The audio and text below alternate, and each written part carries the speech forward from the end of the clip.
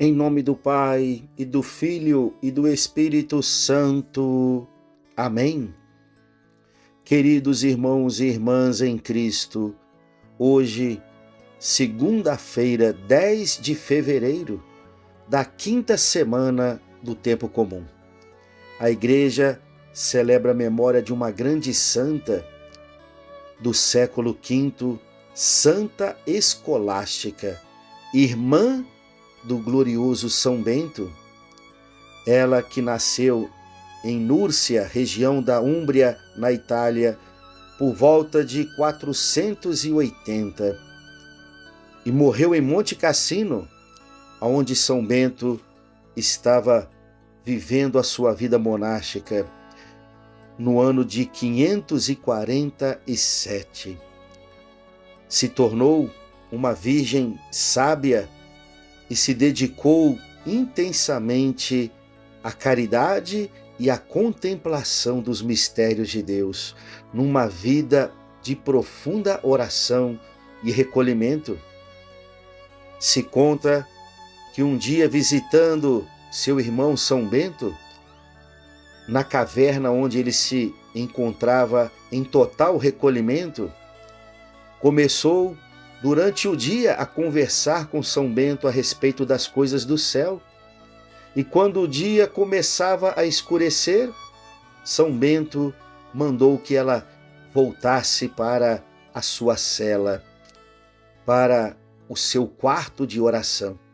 E, no entanto, Escolástica, ainda sedenta de continuar conversando a respeito das coisas do céu com seu irmão São Bento, que era um grande mestre nestes assuntos, rezou a Deus para que Deus fizesse cair uma tempestade, e assim que ela pudesse continuar ali por mais tempo conversando com o seu irmão. E assim aconteceu. Deus ouviu as súplicas de Santa Escolástica e fez cair uma grande tempestade. Assim ela pôde ficar em vigília de oração junto com seu irmão São Bento e conversando a noite inteira a respeito das coisas do céu. Esta era a grande fome que os santos possuíam, fome de Deus, fome das coisas do céu, fome de eternidade. Enquanto nós ainda, na maior parte do nosso tempo, temos fome do mundo e das coisas do mundo. O evangelho que nós iremos escutar é tirado do capítulo 6 de São Marcos, versículos de 53 a 56. Naquele tempo, tendo Jesus e seus discípulos acabado de atravessar o mar da Galileia, chegaram a Genezaré e amarraram a barca. Logo que desceram da barca, as pessoas imediatamente reconheceram Jesus. Percorrendo toda aquela região, levavam os doentes deitados em suas camas para o lugar onde ouviam falar que Jesus estava. E nos povoados, cidades e campos aonde chegavam, colocavam os doentes nas praças e pediam-lhe para tocar ao menos a barra de sua veste. E todos quantos o tocavam ficavam curados.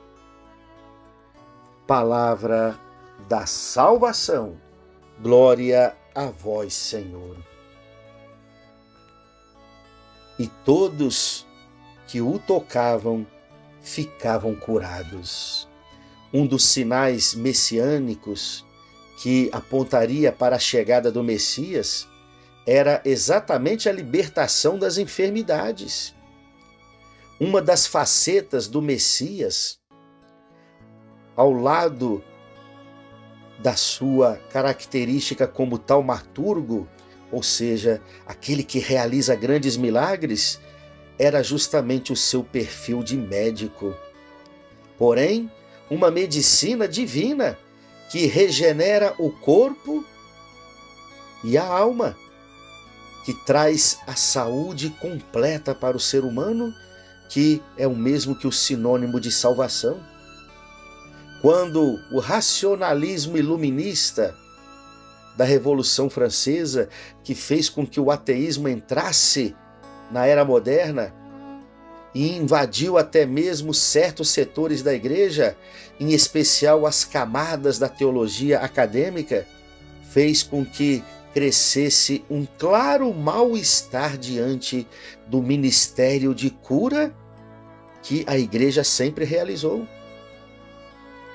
Como é que a igreja, ainda hoje, atualiza a medicina divina realizada por Jesus? É através da celebração dos sacramentos. Quantas pessoas eu, como sacerdote, já pude testemunhar que foram curadas no seu corpo e na sua alma ao receberem o sacramento da unção dos enfermos. Quantas pessoas também no confessionário eu pude comprovar a cura de suas almas quando fizeram uma boa confissão aos ouvidos do sacerdote. Recebendo o perdão de Deus, saíram dali curados nas feridas mais profundas que traziam em seus corações. Agora, este racionalismo moderno quer colocar em questão a medicina do próprio Deus?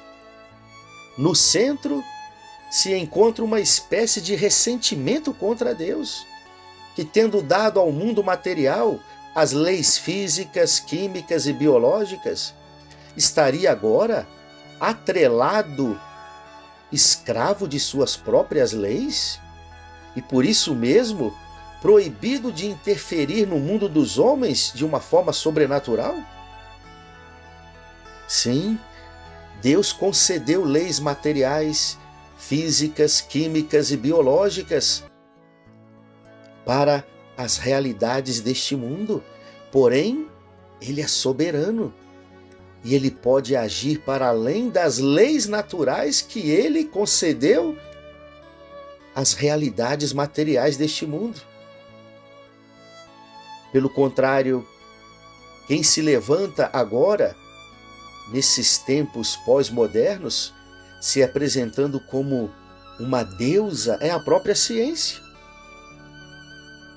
Aos doentes, a ciência pede para que busquem os médicos.